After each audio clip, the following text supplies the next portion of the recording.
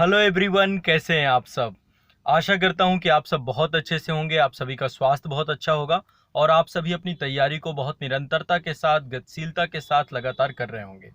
देखिए, जितने भी बच्चे जो आईएएस और पीसीएस एग्जाम की तैयारी करते हैं, कई बार आप लोग एक गलती जरूर कर बैठते हैं और वो लगातार गलती दोहराते रहते हैं। अधिकांश बच्चों की समस्या ये होती है और आप ये लोग एक बार कमेंट बॉक्स में मुझे ज़रूर बताइएगा कि आप सभी किस एग्ज़ाम की तैयारी कर रहे हैं, या आईएएस एग्ज़ाम की या कोई स्टेट पीसीएस एग्ज़ाम की आप डेडिकेटेड तैयारी कर रहे हैं, और क्या ये गलती आप भी कर रहे हैं। लगातार ये गलती होती है और इसे दोहराते चले जाते हैं और समझ में नहीं आता कि कहाँ पे हम गलत हो जा रहे हैं।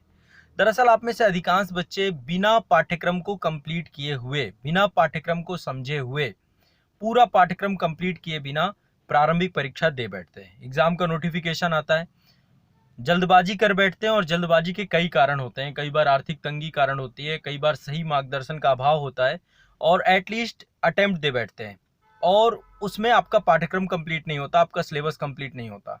देखिए, एक बात तो आपको समझना पड़ेगा कि आईएएस और पीसीएस एग्जाम का पाठ्यक्रम काफ़ी बड़ा है। कंप्लीट करने में समय भी लगता है। 1 साल से लेकर 18 महीने तक का समय इस एग्ज़ाम की पाठ्यक्रम को करने में लगता है। आप कितना समय देते हैं, ये सबसे महत्वपूर्ण होता है इसमें। तो 18 महीने इसका केवल पाठ्यक्रम कंप्लीट करने की बात है। पूरा पाठ्यक्रम इतना बड़ा है, इतना बड़ा सिलेबस है। प्रारंभिक परीक्षा का पाठ्यक्रम अलग है, मुख्य परीक्षा का पाठ्यक्रम अलग है। फिर आपको आंसर राइटिंग स्किल डेवलप करना है। इसके बाद जो है आपको एसे पे काम करना है। तो कई सारे टॉपिक होते हैं जिन टॉपिक को आपको प्रॉपर तैयार करना है। सिलेबस आपका वैकल्पिक विषय का भी होता है, ऑप्शनल पेपर का भी होता है। तो एटलीस्ट बहुत सारा इतना बड़ा पाठ्यक्रम कंप्लीट करने में समय तो लगेगा, और समय आपको देना भी चाहिए। मैं हमेशा कहता हूं कि क्या आप अपने करियर के 1 से 1.5 साल क्या इस एग्जाम के लिए नहीं दे सकते हैं? यदि 1 से 1.5 साल आप दे दें तो आपका पाठ्यक्रम अच्छे से कंप्लीट हो जाएगा और फिर आप एग्जाम दें। रिवीजन भी आपको करना होता है।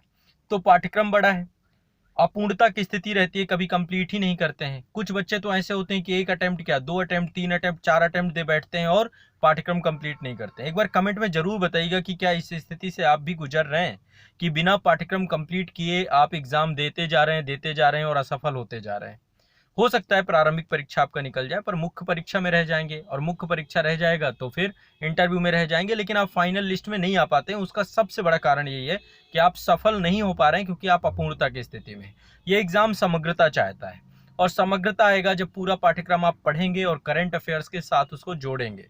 तो मैं हमेशा एक बात कहता हूं कि आप सभी को एग्जाम देना चाहिए, लेकिन तब तक नहीं देना चाहिए जब तक आपका पूरा पाठ्यक्रम कंप्लीट ना हो जाए। प्रारंभिक परीक्षा जब भी आप दें, उसके 1 महीना पहले तक आपका पूरा प्रारंभिक परीक्षा का, मुख्य परीक्षा का और वैकल्पिक विषय का पूरा पाठ्यक्रम कंप्लीट होना चाहिए। तब जाकर के आपको कहाँ बैठना चाहिए? प्रारंभिक परीक्षा का एग्जाम देना चाहिए। यानी प्रीलिम्स से पहले आप मेंस लेवल की तैयारी करके बैठे होने चाहिए, तब आपको एग्जाम देना चाहिए। ये एग्जाम देने का सही तरीका है आपको समझने का। कई बार आनन फानन में नोटिफिकेशन आया, आपने एग्जाम दे दिया। आपने आईएएस का नोटिफिकेशन आया, उसे भर दिया। यूपी पीसीएस का आया, उसे भर दिया। बीपीएससी का आया, उसे भर दिया।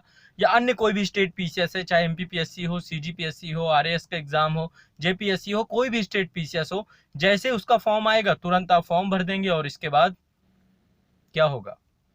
कुछ नहीं होगा उससे। हो सकता है आनन फानन में आप पीटी कैसे भी क्वालिफाई कर लें, लेकिन फाइनल रिजल्ट में आप नहीं आ पाओगे। कोई भी वो व्यक्ति जो पूरा पाठ्यक्रम कंप्लीट किए इस एग्जाम को निकाला है, संभव ही नहीं हो सकता। उन्होंने अपने सिलेबस को तैयार किया, हर एक बच्चे ने अपने सिलेबस को तैयार किया, तब जाकर के वो उस सिलेबस पे उसने कमांड विकसित की है। एक एक प्रश्न इंपॉर्टेंट होता है ना। मेंस में आपको इतने सारे क्वेश्चंस लिखने होते हैं, तो आप सिलेबस के हर एक हिस्से से पूछे जाते हैं।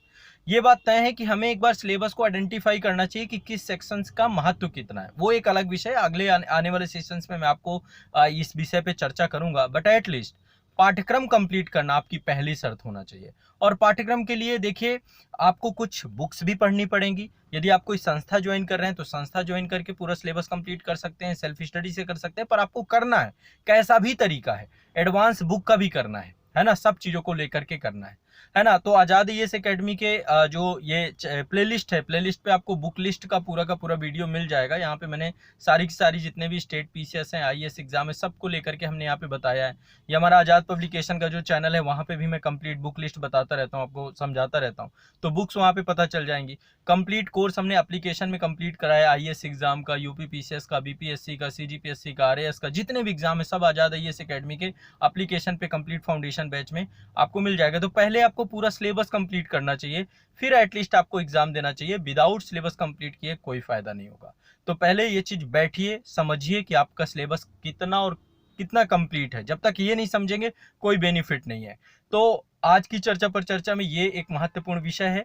पहले एक बार कमेंट करके मुझे बताइए कि आप किस एग्जाम की तैयारी कर रहे हैं और आपका पाठ्यक्रम कब और कितना कंप्लीट है और कितने समय में कंप्लीट आप कर पाएंगे। आपने टारगेट ईयर क्या रखा है, ये चीज मुझे बताइए। आने वाले समय पे मैं आपको एक वीडियो श्रृंखला के तौर पे मैं आपको लगातार अब मार्गदर्शन देता रहूंगा और आपको एक एक चीज के बारे में बारीकी से बताऊंगा। तो सिलेबस पहला शर्त है, सिलेक्शन दूसरी शर्त है, बाद की शर्त है, क्योंकि सिलेबस एक प्रोसेस है जिससे आपको रिजल्ट में कन्वर्ट करना और रिजल्ट ही आपकी सफलता है ना। तो अगले एपिसोड में आगे अन्य विषयों पे चर्चा करेंगे और किसी विषय पे आप चाहते हैं कि चर्चा पर चर्चा की जाए, उसके लिए भी आप मुझे कमेंट कर सकते हैं। शुक्रिया, धन्यवाद।